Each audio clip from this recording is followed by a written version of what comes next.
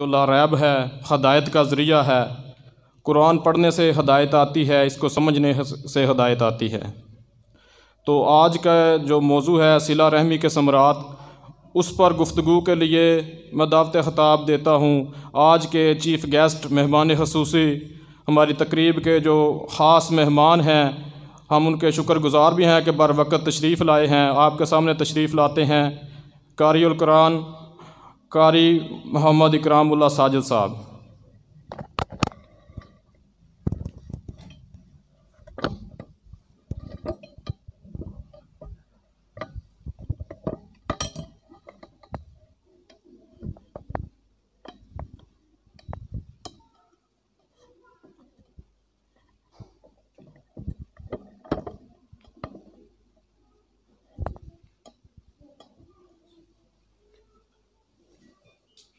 السلام علیکم ورحمۃ اللہ وبرکاتہ۔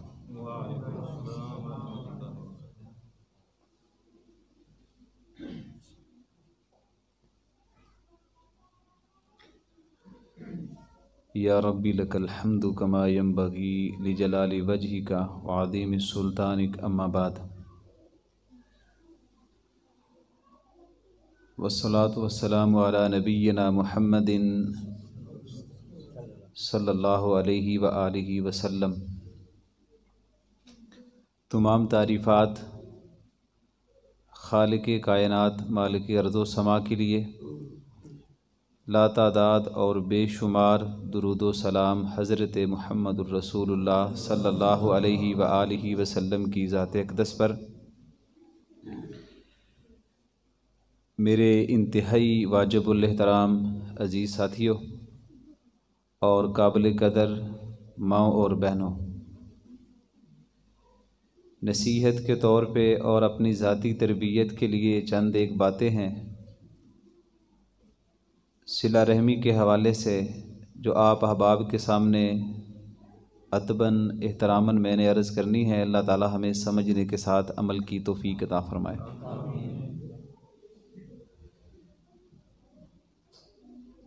تقریباً کوئی 40 سے 45 منٹ اتنی میں آپ کے ساتھ بات کر سکوں گا، اور اس میں بالکل آسان اور عام فہم لب و لہجے میں صلہ رحمی کے حوالے سے میں بات کرنا چاہتا ہوں، جو مجھے عنوان دیا گیا ہے۔ سب سے پہلے آپ جامع الترمذی کی ایک روایت ہے، آپ اس کو سن لیں، اور پھر مزید اس بات کو ہم تفصیل کے ساتھ بیان کر لیتے ہیں۔ نبی علیہ الصلاۃ والسلام نے فرمایا کہ دنیا 4 قسم کے لوگوں کے لیے ہے۔ یہ حدیث سنانے کا میرا جو بنیادی مقصد ہے نا، وہ یہ ہے کہ آپ آخر تک یہ ضرور سوچئے گا کہ ان 4 میں آپ اور میں بھی آپ کے ساتھ شامل ہوں، ہم ان 4 لوگوں میں سے کہاں پر ہیں، اور پھر اگلی بات جو ہے وہ ہمیں زیادہ جلد سمجھ آ جائے گی۔ آپ نے فرمایا پہلا بندہ وہ کہ رزقہ اللہ علماً، کہ اللہ تعالیٰ نے اس بندے کو علم کے رزق سے نوازا، اور اس کے ساتھ ہی اللہ تعالیٰ نے یہ بھی کرم کر دیا وَرَزَقَهُ مَالًا، اس کو اللہ تعالیٰ نے مال بھی عطا کیا۔ پہلا وہ بندہ ہے جس کو اللہ تعالیٰ نے علم بھی عطا فرمایا اور اس کو مال بھی عطا فرمایا، تو وہ اپنے علم کی بنیاد پر اللہ تعالیٰ سے ڈرتا ہے اور اپنے مال کا صحیح استعمال کرتا ہے، اور وہ اپنے تمام تر رشتہ داروں سے اپنی رشتہ داری کو قائم رکھتا ہے۔ تو آپ نے فرمایا کہ یہ جو بندہ ہے اس کے بارے میں جو فضیلت اور اہمیت ہے، فرمایا یہ درجہ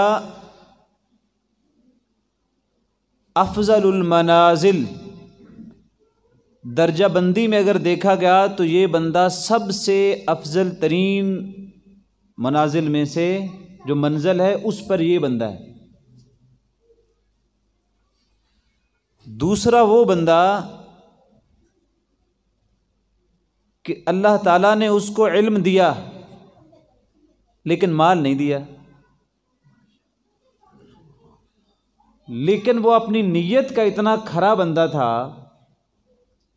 کہ وہ اکثر یہ حدیث کا ترجمہ ہی میں کر رہا ہوں، وہ اکثر سوچتا کہ اگر مجھے مال مل جاتا تو میں اس اللہ کے نیک بندے کی طرح میں بھی خرچ کرتا۔ فرمایا یہ بندے کا اجر بھی پہلے والے بندے کے اجر کے برابر ہے۔ فرمایا تیسرا بندہ وہ بندہ جس کو اللہ تعالیٰ نے مال عطا فرمایا لیکن علم نہیں دیا، عقل سمجھ بوجھ ٹھیک کیا ہے غلط کیا ہے حلال کیا ہے حرام کیا ہے یہ نہیں دیا، اور پھر وہ کرتا کیا ہے، علم ہے نہیں اس کے پاس، مال اس کو مل گیا، غلط استعمال کرے گا، نافرمانی والے کاموں پر لگائے گا، اور روایت کے الفاظ ہیں کہ اپنے رشتہ داروں سے وہ دور ہو جائے گا۔ آہستہ آہستہ جیسے ہی پیسہ مال دولت اس کے پاس آتا جائے گا تو وہ رشتہ داروں سے اپنے آپ کو آہستہ آہستہ دور کرتا جائے گا۔ فرمایا یہ جو بندہ ہے نا اخبث المنازل، سب سے بدترین منزل اگر کوئی ہو سکتی ہے نا وہ اس بندے کی ہے۔ فرمایا چوتھا بندہ وہ ہے جس کو اللہ نے نہ علم دیا ہے نہ رزق دیا ہے، وہ دونوں چیزیں اس کے پاس نہیں تھیں، لیکن اس کی نیت میں شر اتنا تھا، اس کی نیت میں فساد اتنا تھا، وہ کہنے لگا کہ اگر میرے پاس مال ہوتا تو وہ جو اخبث المنازل والا بندہ ہے نا اس کو آپ آسانی سے ایسے سمجھ لیں، جس دن قارون اپنا سارا مال و متاع لے کر نکلا تو قرآن کریم میں آتا ہے کہ بعض لوگوں نے اظہار کیا کہ کاش ہمارے پاس بھی اس طرح کا مال و متاع ہوتا، تو وہ یہ کہے گا کہ اگر میرے پاس مال و متاع ہوتا میں بھی اسی انسان کی طرح بہت سارے اس طرح کے کام کر لیتا۔ تو نبی علیہ الصلوۃ والسلام فرماتے ہیں گناہ میں یہ اس بندے کے برابر ہے۔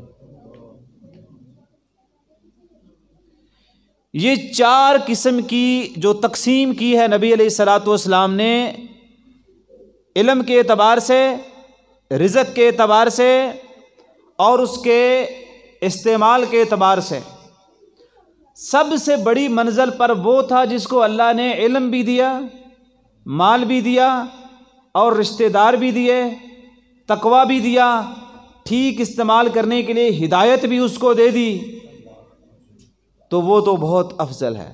اگر آپ کو اللہ تعالیٰ نے یہ چیزیں عطا فرمائی ہیں تو میرے قابل قدر عزیز ساتھیو ان چیزوں کو پہلے والے بندے کی طرح استعمال کریں، اور اگر ایسا نہیں ہو سکا، صرف آپ کے پاس علم ہے اور مال نہیں ہے، تو نیت کم از کم اتنی مضبوط کریں، نیتوں پر اللہ تعالیٰ اتنا اجر دیتا ہے کہ اگر آپ یہ تصور کرتے ہیں کہ میں اگر مالدار ہوتا تو میں بھی اسی طرح خرچ کرتا، بالیقین اللہ تعالیٰ آپ کو اسی امیر ترین بندے کی طرح اجر دے، کیونکہ اللہ تعالیٰ جو ہے نا وہ نیتوں کو بہت اچھی طرح جانتا ہے، ہم نہیں جانتے۔ تو ان چار بندوں کو میں نے تذکرہ کر دیا ہے، اب مزید آگے ہم دیکھتے جائیں گے کہ ہم کس درجے پر ہیں۔ تو صلہ رحمی پر مزید اگلی بات، کچھ چیزیں اللہ تعالیٰ نے آپ کو عطا کی ہیں لیکن اختیار بھی دیا ہے۔ اختیار یہ ہے، دنیا میں آپ آ گئے، آپ علم حاصل کریں، آپ کا اختیار ہے، آپ کون سا علم حاصل کرنا چاہتے ہیں یہ بھی آپ کا اختیار ہے۔ اسی طرح آپ نے کس قسم کا لباس پہننا ہے، رنگ کون سا ہے، ہاں کچھ تقاضے شریعت نے متعین کر دیے ہیں لباس کے حوالے سے، لیکن اس نے یہ نہیں کہا کہ پتہ نہیں اگر تو نے بٹن یہاں لگایا تو یہ نہیں ہوگا، وہ نہیں ہوگا، شریعت نے اتنی باریکیوں میں جا کے اس کو نہیں دیکھا کہ ستر ہونا چاہیے، مرد عورت کا لباس علیحدہ علیحدہ ہونا چاہیے، لیکن اس میں بہت سارا اختیار دیا۔ لیکن ایک چیز ایسی ہے، لباس میری پسند کا ہے، تعلیم میری پسند کی ہے، کچھ چیزیں میرے والد کی پسند کی ہوں گی، کچھ میرے والدین کی پسند کی چیزیں ہوں گی، ہو سکتا ہے بعض چیزیں میرے دوستوں کی پسند کی ہوں اور میں نے وہ لے لی ہوں۔ لیکن میں صرف آپ سے یہ پوچھنا چاہتا ہوں کہ اگر دوست کی پسند کو توڑ دیا جائے اور ماں باپ کی پسند کو اگر چھوڑ دیا جائے تو تکلیف تو ہوتی ہے۔ اللہ تعالیٰ نے ایک چیز پسند کی آپ کے لیے، وہ آپ نے نہیں کی، آپ کے والدین نے بھی نہیں کی، اور اس کا اختیار بھی آپ کے پاس نہیں تھا۔ وہ اللہ تعالیٰ نے آپ کا والد کون ہونا چاہیے یہ اللہ نے طے کیا ہے، آپ کی والدہ اللہ نے یہ ارادہ کیا ہے، آپ کا بھائی کون ہوگا اللہ کی پسند ہے، آپ کی بہن کون سی ہوگی اللہ کی پسند ہے۔ اور اسی لیے نبی علیہ الصلوۃ والسلام نے زور دیا کہ خیال رکھنا یہ اللہ کی پسند ہے، جو آپ کا بھائی ہے یہ آپ کی پسند سے آپ کا بھائی نہیں ہے۔ یہ جو تیری اتنی نیک دل تیری بہن ہے نا، جو تیرے کپڑے استری کرتی ہے، تیری خدمت کرتی ہے اور تیرا احترام کرتی ہے اور تیرے گھر میں ایک رونق لگی ہوئی ہے، یہ تیری پسند نہیں تھی۔ یہ تیرا چھوٹا بھائی اور یہ تیرا بڑا بھائی یہ تیری پسند نہیں تھی، یہ اللہ کی پسند تھی۔ رشتہ داریوں کو میرے اللہ نے ترتیب دیا ہے، اور جس چیز کو میرا رب ترتیب دے وہ آپ کو توڑنے کا اختیار نہیں دیتا۔ اگر آپ توڑیں گے تو اس کے جو نقصانات ہیں وہ الگ ہیں، لیکن آپ جوڑ کے رکھیں گے جو اس کے ثمرات ہیں وہ میں بیان کرنے لگا ہوں۔ اب آپ کی مرضی ہے کہ آپ اللہ کی پسند کا خیال رکھتے ہیں کہ نہیں رکھتے ہیں۔ اور صلہ رحمی بنیادی طور پر بعض لوگوں کو یہ لگتا ہوگا پتہ نہیں مولوی صاحب کیا کہنا چاہتے ہیں، صلہ رحمی کیا ہے کہ ہم ہر وقت شاید ان کے آس پاس رہیں، پتہ نہیں ہر وقت ان کو گلے ملتے رہیں، کوئی اس قسم کا ہے۔ میں نے اس پہ جب مجھے بھائی جان نے کہا، میں پھر مطالعہ کیا، حالانکہ پہلے بھی کرتے پھر کیا، میں نے کہا کوئی ایسی چیز ملے جو میں بھائیوں کا وقت برباد نہ کروں، میں ان کے سامنے چند چیزیں رکھ سکوں۔ صلہ رحمی کے اندر نبی علیہ الصلوۃ والسلام نے یہاں تک کہا کہ تم اپنی صلہ رحمی کو تر و تازہ رکھو۔ حضور ہم کس سے تر و تازہ رکھیں؟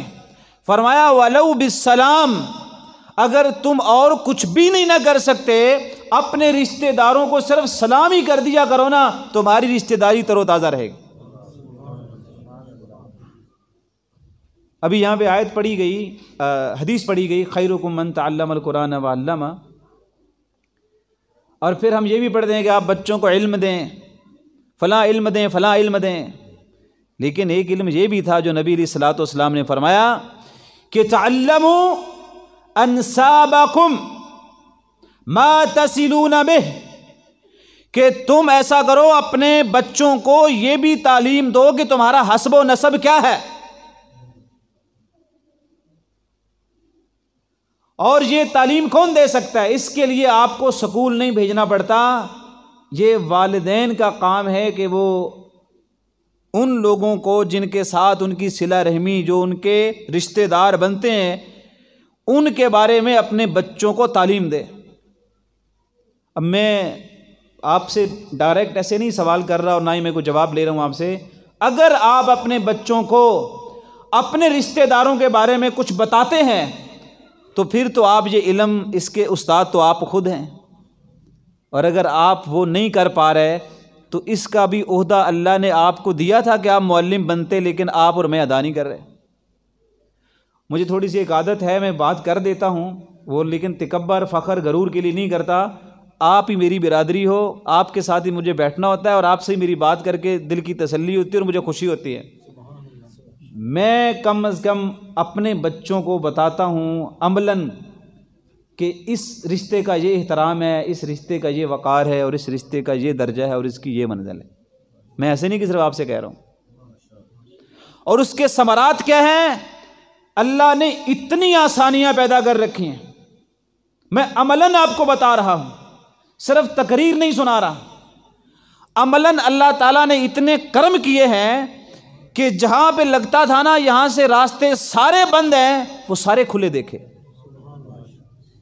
جہاں سے لوگ رزق کی تنگیوں کے بارے میں انتہا کی پریشانی پر ہوتے ہیں نا، ہم نے وہاں سے رزق آتا ہوا دیکھا۔ جتنا سکون اور راحت اپنے رشتہ داروں کے ساتھ رشتہ داری قائم کرنے پر ہے نا، جو آپ کا وقار اور آپ کی عزت اور آپ کا احترام رشتہ داری کو قائم رکھنے پر ہے، اتنا آپ دنیا کی بڑی سے بڑی ڈگری لے کر آ جائیں، میں دعوے سے کہتا ہوں آپ کو وہ عزت نہیں ملے گی۔ اور ملے گی بھی کیسے؟ نبی علیہ الصلوۃ والسلام کا اندازہ کریں، یہ صحیح مسلم کی روایت ہے، آپ نے فرمایا کہ عنقریب تم مصر کو فتح کرو گے، عنقریب تم مصر کو فتح کرو گے۔ تو صحابہ کرام رضوان اللہ اجمعین بڑے خوش ہوئے کہ ہم مصر میں فتح یاب ہو جائیں گے، یعنی ایک پیشین گوئی مل گئی نا ایک لیڈر کی طرف سے، پھر نبی علیہ الصلوۃ والسلام کی طرف سے، یعنی پتہ چلا کہ جب جائیں گے نا تو اتنی بڑی مزاحمت نہیں ہے، فتح کر ہی لیں گے جب حضور نے کہہ دیا ہے۔ لیکن فرمایا کہ مصر والوں کے ساتھ ذرا نرمی کرنی ہے، ان کو تکلیف نہیں دینی زیادہ۔ اچھا، صحابہ کرام رضوان اللہ اجمعین عرض کرنے لگے، حضور ہم تو جہاں بھی جاتے ہیں، جہاں بھی فتوحات ہوتی ہیں، ہم تو بڑا احترام والا وقار والا معاملہ کرتے ہیں، تو مصر والوں کے لیے خصوصی طور پہ آپ نے کیوں کہا؟ آپ نے فرمایا، یہ صحیح مسلم میں ہے، آپ نے فرمایا آپ کو یاد رکھنا چاہیے وہاں میری دو رشتہ داری ہیں، وہاں پر میری دو رشتہ داریاں ہیں، ایک تو ابراہیم علیہ الصلوۃ والسلام کی وجہ سے اوپر، اور ایک اس وجہ سے ابراہیم علیہ السلام کی ایک رشتہ داری وہاں تھی، وہاں سے پوری اسماعیل کی نسل سے، اور ایک ماریا قبطیہ چونکہ وہاں سے تھیں، اور اس وجہ سے میری دو رشتہ داریاں ہیں۔ میں چاہتا ہوں جہاں میری رشتہ داری ہے نا فتح کر لو، لیکن ان کا احترام ضرور کرنا۔ نبی علیہ الصلوۃ والسلام جیسی اتنی عظیم ہستی نے اگر ایک گھر کی بات ہوتی تو اپنی ہوتی، پورے ملک کا خیال رکھا کہ یہاں میری رشتہ داری ہے۔ اور رشتہ چاہے تھوڑی دیر کے لیے کیوں نہ ہو، یعنی اگر کسی عورت نے کسی بچے کو کچھ دیر کے لیے دودھ ہی کیوں نہ پلا دیا ہو، نبی علیہ الصلوۃ والسلام تو اس کا اتنا خیال کرتے تھے، باقی جس ماں نے دودھ پلایا ہو، جو بھائی ساتھ پلے ہوں، جو بہنیں ساتھ پلی ہوں، ان کا تو حضور کیا خیال کرتے ہوں گے۔ آپ سیرت النبی کی کتاب پڑھ کے دیکھیے، آپ کو بڑا ایک عجیب قسم کا واقعہ ملے گا۔ نبی علیہ الصلوۃ والسلام نے حنین کی جب جنگ ہوئی تو حنین کی جنگ کے مناظر ذرا سخت تھے، لیکن پھر بھی جب اللہ تعالیٰ نے مدد کی اور ساری چیزیں سمٹ کر آ گئی تو نبی علیہ الصلوۃ والسلام ایک جگہ پر نا بہت سارے قیدیوں کو لے کے بیٹھ گئے۔ جب بہت سارے قیدیوں کو لے کے بیٹھے تو ایک عورت بار بار لوگوں سے کہتے ہیں، آپ کے جو بڑے ہیں آپ ان سے مجھے ملائیں نا، یہ سندن صحیح بات ہے۔ تو وہ کہتے نہیں آپ نے کیوں ملنا ہے؟ کہتے نہیں مجھے ایک بار ملاقات تو کروائیں آپ۔ وہ نا ملاقات کے لیے اس عورت کو لے آئے، تو وہ وڈیری عمر میں تھی، تو کہنے لگی آپ کو یاد نہیں ہے، مجھے پہچانا نہیں ہے؟ عرصہ چونکہ بیچ میں بہت ہو گیا تھا۔ آپ نے کہا نہیں آپ بتائیں گے تو پھر ہی ہے۔ کہا میں آپ کی بہن ہوں، آپ کے ساتھ میں نے بھی دودھ پیا ہے، واللہ آپ نے اپنی چادر رکھی اس کو اوپر بٹھا دیا۔ روایت میں آتا ہے میری بہن اگر تو میرے گھر جانا چاہتی ہے میں تجھے گھر لے جاتا ہوں، اگر تو اپنے قبیلے واپس جانا چاہتی ہے ہم تجھے چھوڑ کے آتے ہیں۔ اس نے کہا مجھے اپنے قبیلے کی صرف جانا نہیں ہے، اپنے قبیلے کو ساتھ لے کے جانا ہے۔ آپ نے پتہ کیا فرمایا؟ بالکل اسی طرح من نوان میں روایت بیان کر رہا ہوں۔ آپ نے فرمایا جو غلام کسی کے پاس ہے، خاص کر کے جو آپ نے فرمایا جو میری رشتہ داری میں قریشی ہاشمیوں میں سے جو میرے رشتہ دار ہیں ان کو تو میں ابھی حکم دیتا ہوں کہ وہ سارے کے سارے غلام واپس کریں. اور آپ نے فرمایا میری بہن ہمیں زور کی نماز پڑھنے دے, میرے باقی ساتھیوں کو آنے دے, باقی میں سب کا ترلا کروں گا کہ وہ تیرے قیدی واپس کر دیں. ظہر کی نماز کا وقت ہوا تو آپ نے کھڑے ہو کے باقاعدہ اعلان کیا کہ اگر ہو سکے تو یہ قیدی آپ چھوڑ دیں. سارے کے سارے قیدی صحابہ کرام نے چھوڑ دیں.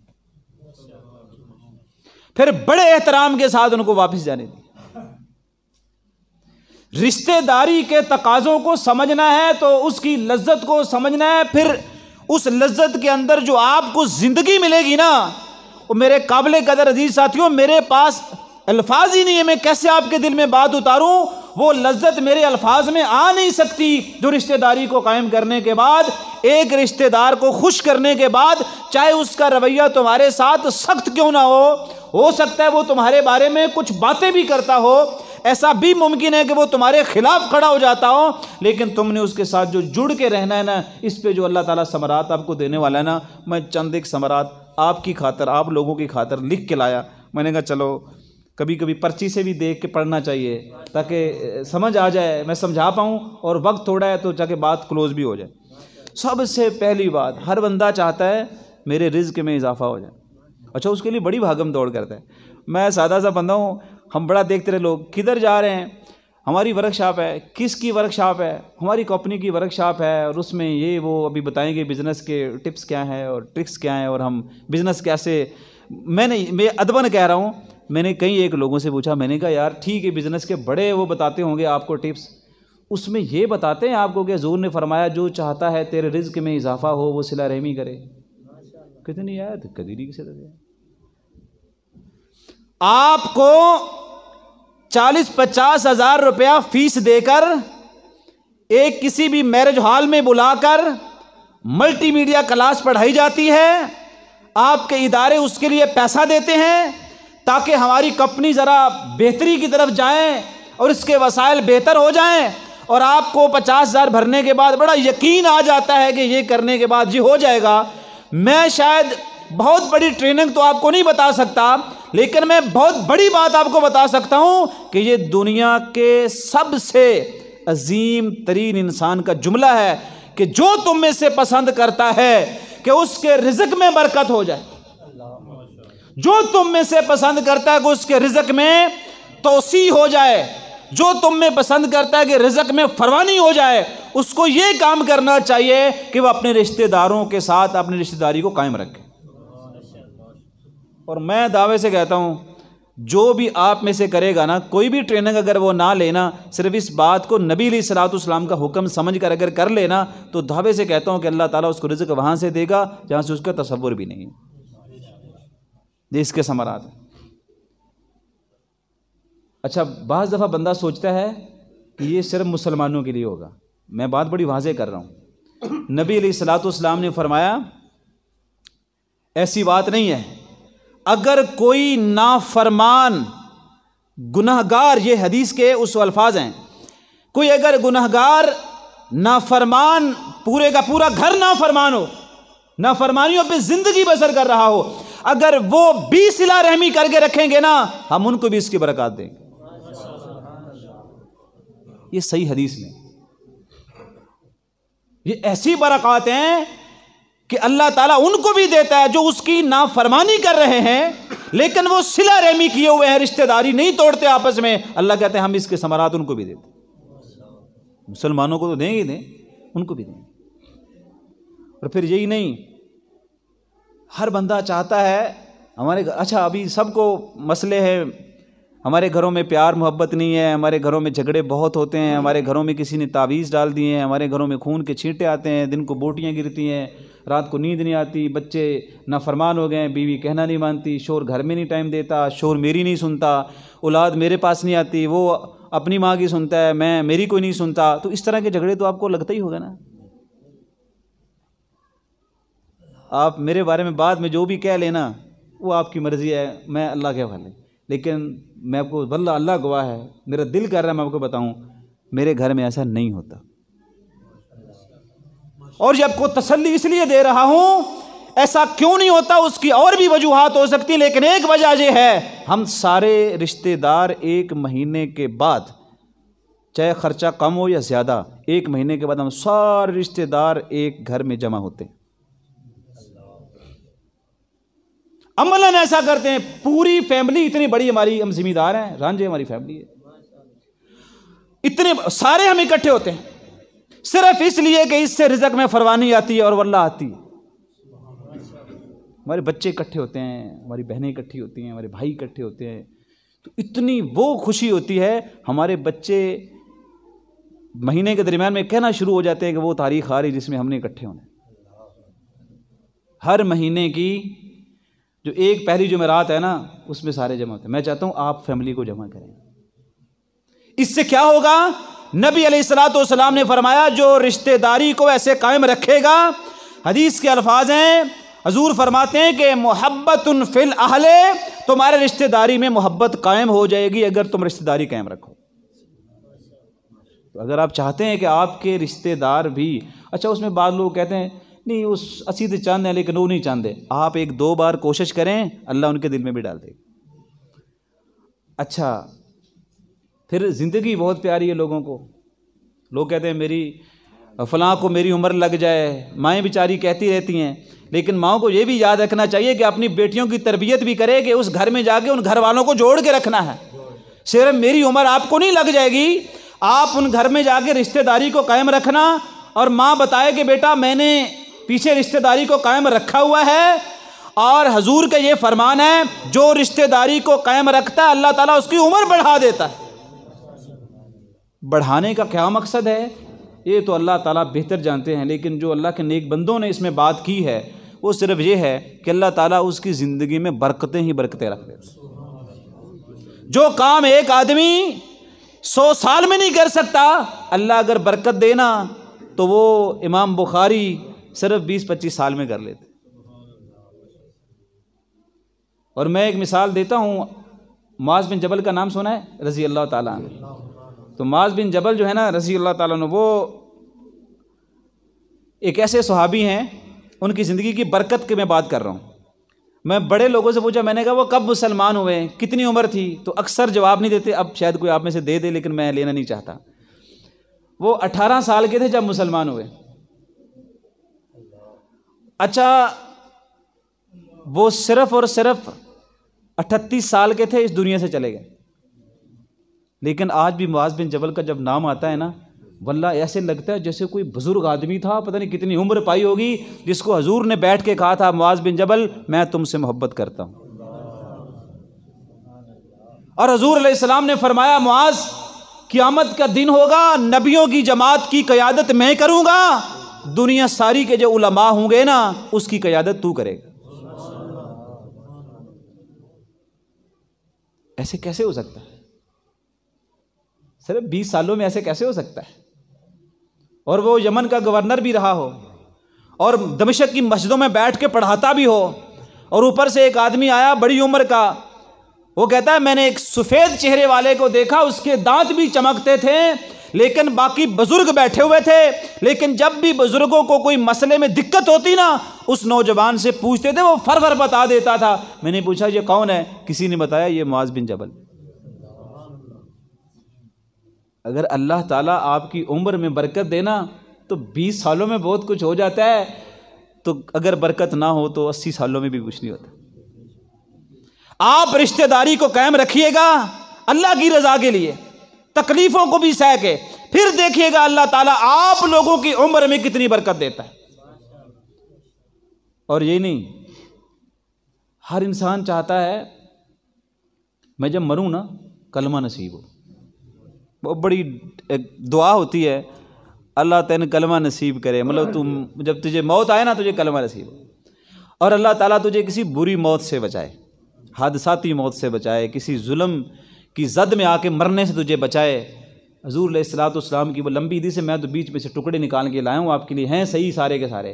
آپ نے فرمایا جو صلہ رحمی کرے گا، جو صلہ رحمی کرے گا، آپ نے فرمایا یدفع عنہ میتۃ السوء، اللہ تعالیٰ اس سے بری موت کو دور رکھے،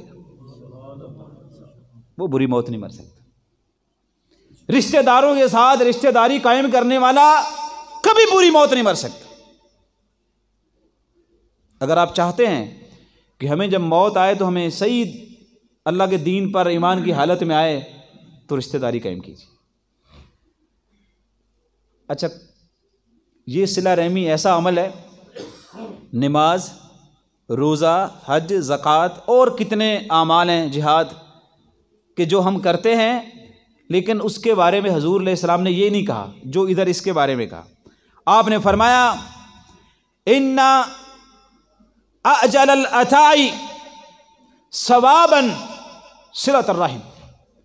آپ نے فرمایا جس عمل کے بعد سب سے جلدی اجر عطا ہوتا ہے نا، وہ صلہ رحمی۔ کوئی عمل ایسا نہیں جو آپ کرتے ہو نا فوراً اس کے ثمرات ملتے ہوں۔ نماز پڑھی، ہو سکتا ہے آپ سالوں سال پڑھتے رہے اور ثمرات آپ کی اور میری زندگی میں نہ آ سکیں، ایسا ہو سکتا ہے۔ میں حج بھی کر کے آؤں لیکن ایسا ممکن ہے کہ اس کے ثمرات میری زندگی میں نہ آئیں۔ میں زکوٰۃ بھی دوں اور ایسا عین ممکن ہے کہ اس کے ثمرات میری زندگی میں نہ آئیں۔ لیکن صلہ رحمی ایک ایسا نیک عمل ہے، یہ کرتے ہی نبی علیہ الصلوۃ والسلام فرماتے ہیں فوری طور پر اس کے ثمرات ملنا شروع ہو جاتے ہیں۔ اس کے لیے اللہ تعالیٰ انتظار بھی نہیں کرواتے، پینڈنگ بھی نہیں کرواتے، ڈیلے بھی نہیں کرواتے۔ تو اگر آپ چاہتے ہیں کہ آپ اس لذت سے آشنا ہو جائیں تو آپ کو چاہیے کہ اگر آپ کے دلوں میں یا میرے دل میں اگر کسی کے بارے میں، رشتہ دار کے بارے میں بغض، کینہ، حسد بنا ہوا ہے اور لوگوں نے بیچ میں کچھ دیواریں آپ کی کھڑی کر دی ہیں، تو آپ کو دیواریں گرانے کا ابھی تک تو وقت اللہ نے دیا ہے۔ اور پھر نبی علیہ الصلوۃ والسلام فرماتے ہیں کہ جو صلہ رحمی کریں گے، کتنے لوگ ہیں اولاد کے لیے کہاں سے کہاں جاتے ہیں بیچارے، ارے اولاد نہیں نا ہمارے پاس، وہ پتہ نہیں کدھر کدھر بیچارے زندگی بھر، واللہ میں کوئی تنقید کرنے والا بندہ نہیں، مجھ سے ہوتی بھی نہیں ہے تنقید، وہ بیچارے اپنے آپ کو رسوا کر لیتے ہیں۔ اپنے آپ کو اس سے بڑی رسوائی کیا ہے کہ وہ شرک میں مبتلا ہو جاتے ہیں۔ وہ بیچارے اپنا مال، اپنا پیسہ، اپنی دولت، اپنا سرمایہ، سب کچھ بیچارے داؤ پہ لگا دیتے ہیں۔ کہتے ہیں یار کوئی ایک بیٹا ہو جائے، کوئی اولاد ہو جائے۔ یار یہ نسخہ تو حضور بتا گئے تھے۔ آپ علیہ الصلوۃ والسلام نے فرمایا، یہ حدیث کے الفاظ ہیں کہ جو بندہ صلہ رحمی قائم کرے گا، جو رشتہ داروں سے جڑ کر رہے گا، آپ نے فرمایا فَيَكْسُرُ عَدَدَهُمْ، اللہ تعالیٰ ان کی اولاد میں اضافہ، عدد سے مراد جہاں اولاد ہے، اللہ تعالیٰ ان کو اولاد دے گا۔ اذا تواصلوا، وہ جب صلہ رحمی کریں گے نا، اللہ تعالیٰ ان کو اولاد بھی دے گا، ان کے افراد بھی بڑھیں گے۔ لیکن میں یقین کیسے دلاؤں؟ میرے پاس کوئی جملہ نہیں، کوئی ایسا کلمہ نہیں، صرف بول سکتا ہوں کہ حضور نے فرمایا ہے کہ جس کے پاس، جس گھر میں، جس خاندان میں اس طرح کے مسائل ہیں، وہ رشتہ داری کو قائم کریں، اللہ تعالیٰ اس کے بدلے میں اور اس نیکی کرنے پر اللہ تعالیٰ ان کو اولاد سے بھی نوازے۔ زندگی میں ماں باپ بڑی دعا دیتے، کہتے ہیں اللہ تعین کسی طرح محتاج نہ کرے۔ یہ وہ ساری باتیں جس کی تمنا آپ لوگ کرتے رہتے ہیں، میں بھی کرتا ہوں۔ کہتے ہیں اللہ تعالیٰ تجھے کسی کا محتاج نہ کرے۔ بالکل اچھی دعا ہے، دینی بھی چاہیے، سب کو دینی چاہیے کہ اللہ کسی کو کسی کا محتاج کرے بھی نہ۔ یہ محتاجی انسان کو بہت کچھ سکھا دیتی ہے۔ اللہ تعالیٰ سب کو اپنے در کا محتاج رکھے، اپنے در کا، اپنے دربار کا، اپنی ذات کا۔ وہ خالق ہے، وہ مالک ہے، وہی جانتا ہو کہ میرا بندہ کیا ہے۔ کسی کے سامنے جب ایسا کرنا پڑتا ہے نا تو انسان کو پتہ نہیں کیا سے کیا کرنا پڑتا ہے۔ تو دعا تو سارے دیتے ہیں، یا اللہ انہوں محتاج نہ کریں، میری اولاد کو محتاج نہ کریں، لیکن یہ نبی علیہ الصلوۃ والسلام کا ایک میں آپ کو فرمان پڑھ کے سناتا ہوں۔ آپ نے فرمایا وَمَا مِنْ أَهْلِ بَيْتٍ يَتَوَاصَلُونَ فَيَحْتَاجُونَ، آپ نے فرمایا یہ ہو ہی نہیں سکتا جو لوگ رشتہ داری قائم رکھیں وہ کبھی محتاج ہو جائیں، یہ ہو ہی نہیں سکتا۔ اگر آپ چاہتے ہیں کہ آپ کبھی محتاج نہ ہوں، اگر آپ چاہتے ہیں کہ آپ کی اولاد کبھی محتاج نہ ہو، آپ اگر چاہتے ہیں کہ آپ کی بیٹیاں کبھی محتاج نہ ہوں، آپ اگر چاہتے ہیں کہ آپ کے خاندان میں فقر، غریبی نہ آئے، تو آپ کو حضور نے یہ بتایا ہے علیہ الصلوۃ والسلام نے کہ آپ رشتہ داری کو ہر حال میں قائم رکھیں۔ یہ کریں گے تو پھر دیکھیے گا اس کے جو ثمرات ہیں وہ اللہ تعالیٰ جب آپ کو دے گا تو وہ شاید آپ کی سوچ سے، آپ کے اس ضابطے سے بھی بہت زیادہ ہوں گے ایک تو یہ بیچ میں سے میں نے ثمرات آپ کو بیان کر دیے۔ اب آخر میں اس بات کو سمیٹتے ہیں کہ اصل میں ہمیں ہوا کیا کہ ہم اتنے منتشر ہو گئے۔ کیا ہوا ہمیں؟ وہ میرے بھائی بتا رہے تھے آپ کو، موبائل اور اس طرح کی چیزیں، یہ بالکل صحیح کہتے ہیں، لیکن میں ایک بات آپ سے شیئر کرنا چاہتا ہوں کہ اصل میں ہوتا کیا ہے ہمارے ساتھ۔ یہ بات جو وہاں بزرگ بیٹھے ہوئے ہیں نا، شاید یہ زیادہ میں بات ان کو سمجھا پاؤں، ابھی کچھ نوجوانوں کو شاید یہ میری بات سمجھ میں نہ آئے، ایسا عین ممکن ہے، لیکن آ جائے تو بڑی زبردست بات ہے۔ ہوتا اصل میں یہ ہے، میں اسے اشارہ بھی کروں گا تو سمجھانے کے لیے۔ ایک بیٹی، باپ نے اسے سمجھایا سلجھایا، اگلے گھر میں اسے بیاہ دیا۔ اچھا، اگلے گھر میں جب اس کو بھیجا نا، یہ اس نے اپنا ایک فریضہ ادا کیا کہ بیٹیاں گھر رکھنے والی چیز نہیں، اس کو آگے بھیجنا ہے۔ اب ہوتا یہ ہے کہ میاں بیوی کو ہم اسلام میں کہتے ہیں کہ یہ بنیادی یونٹ ہے، معاشرہ اس پہ کھڑا ہے۔ اگر آپ کہتے ہیں نا معاشرہ، ماں باپ، ایسا نہ کہا، آپ کہیں میاں بیوی کے یہ یونٹ ہے جس پہ پورا معاشرہ کھڑا ہے۔ اگر ان کو سمجھ آ جانا ہم نے کیسے جڑ کے رہنا ہے، میں آپ کو دعوے سے کہتا ہوں اس کے بعد دراڑ آتی نہیں ہے۔ وہ پہلی دراڑ تو آتی وہاں پہ ہوتا ہے کہ جو مرد تھا اس نے دیکھا یار میرا باپ زندہ ہے، یہ جملہ غور سے، میری ماں زندہ ہے، میرے 4 بھائی زندہ ہیں، میری 2-3 بہنیں ہیں، اور اس کو ہم نے شادی کر کے میرے گھر میں یہ آ گئی ہے۔ اب اس نے کیا کیا، بیٹی کے ساتھ کیا ہوا، بیٹی کے ساتھ یہ ہوا اس نے اپنا باپ چھوڑ دیا، ماں چھوڑ دی، بھائی چھوڑ دیے، گھر چھوڑ دیے، وہ سب کا چھوڑ کے اس کے گھر میں آئی، اور اس کے ذہن میں یہ تصور رہا کہ میرا ماں باپ ہے اور میرے بھائی ہیں، میں یہ نہیں کہہ رہا کہ ان کو چھوڑ دے۔ اس نے کیا کہ ترجیحات جو دینی تھی نا معاشرے میں، ترجیحات میں جس چیز کو رکھنا تھا، اس نے اس بیوی کو اس کے حق دینا شروع نہیں کیے، حق دیے ہی نہیں۔ ایسا ہے معاشرے میں، دیتے ہی نہیں، یا کچھ دیتے ہیں، جب نہیں دیے پھر اچانک کیا ہوا، اس عورت کے گھر میں اللہ نے اس کو بیٹا دے دیا، اللہ نے پھر بیٹا دے دیا، اللہ نے پھر بیٹی دے دی، اللہ نے پھر بیٹی دے دی، 2 بیٹے ہوگا 2 بیٹی ہو۔ اب سنیے، دوسری طرف کیا ہوا، لڑکے کے ساتھ باپ فوت ہو گیا وقت کے ساتھ، ماں فوت ہو گئی، بھائیوں کی شادیاں ہو گئیں، بہنیں اپنے گھر چلی گئیں، پیچھے کیا رہ گیا، اکیلا، واللہ اکیلا۔ اب ہوا یہ کہ جو عورت اپنے آپ کو پہلے دن کمزور سمجھ رہی تھی، اب اس کے پاس 4 بیٹے بیٹیاں ہیں، اب وہ آگئی طاقت میں، وہ آگئی قوت میں، اس کا بیٹا اب اس کے کندھے کے ساتھ ہے، اس کا دوسرا بیٹا ادھر ہے، اس کی بیٹیاں بھی ماں کو پیار کرتی ہیں، وہ 24 گھنٹے ان کے ساتھ ہے، اور پھر ماں کہتی ہے تمہارا والد اچھا نہیں ہے۔ جب یہ کہتی ہے نا، معاشرہ یہاں سے ٹوٹ جاتا ہے۔ اور یہ کہنے کا موقع کس نے دیا؟ اگر آپ ناراض نہ ہوں، ہم نے خود دیا۔ ترجیحات میں اسلام نے آپ کو کبھی یہ نہیں کہا کہ آپ کی ماں زندہ ہے تو آپ اس کی گستاخی کر لیں، یہ کبھی اسلام نہیں کہتا۔ ہاں، اسلام یہ ضرور کہتا ہے کہ اپنی شادی پر ولیمہ کر، چاہے تو 1 بکری ذبح کر سکتا ہے، ولیمہ کر۔ میں بڑا سوچتا تھا حضرت کہ یہ ولیمے کا کیا تصور کیا ہے اسلام کے اندر، تو پتہ چلا اللہ کے نیک بندوں نے لکھا ہوا ہے، یہ اس بیٹی کا دراصل استقبال ہوتا ہے۔ اور اسی لیے جو لوگ ولیمہ پہلے کر کے پھر بیٹی کو لینے جاتے ہیں، میں ہمیشہ ان کو منع کرتا ہوں، آپ غلط کر رہے ہو، تم غلط کر رہے ہو، یہ تمہارا نہیں بنتا ولیمہ۔ ولیمہ وہ ہوگا، بیٹی گھر آئے گی، 24 گھنٹے وہاں گزارے گی، اگلی صبح جب اٹھے تو اسلام کہتا ہے تم اپنی فیملی کے لوگوں کو بلاؤ، وہاں پہ ان کو بھی کھانا کھلاؤ، اس بیٹی کو بھی ساتھ کھلاؤ، اور ان کو کہو ہمارے گھر میں ایک بہترین فرد نیا آیا ہے، تم اس بیٹی کا استقبال کرو۔ ہمارے وہ استقبال بھی نہ رہے۔ اگر میاں بیوی کا رشتہ ٹھیک ہو گیا، میں پورے وثوق، یقین یا کسی بھی تجربے کی بنیاد پہ آپ کو میں کہہ سکتا ہوں کہ معاشرے میں دراڑیں نہیں پڑیں گی۔ میاں بیوی کا ذہنی ہم آہنگی کا ہونا بہت ضروری ہے۔ تو بس میں صرف یہ ایک ہی بات بتا کے بات ختم کر رہا ہوں کہ اللہ کے لیے اپنی بیٹیوں کی تربیت ایسے کریں اور اپنے بیٹوں کی تربیت ایسی کریں کہ وہ اس معاشرے کی جو بنیادی یونٹ ہے کم از کم اس کو ٹھیک کر کے رکھیں۔ اسی لیے نبی علیہ الصلوۃ والسلام جب کوئی نکاح پڑھاتے تھے نا، آپ کہا کرتے تھے کچھ بھی دعا دے سکتے تھے لیکن برکت کی دعا خاص دیتے تھے، اور برکت کی دعا کا مطلب ہی یہ ہوتا ہے تاکہ ہر وہ خیر، ہر وہ بھلائی جو دنیا کے اندر خالق نے پیدا کر دی ہے وہ ساری اللہ آپ کو عطا کرے۔ آپ جس کو بڑی دعا دیتے تھے نا اس کو برکت کی دعا دیتے تھے۔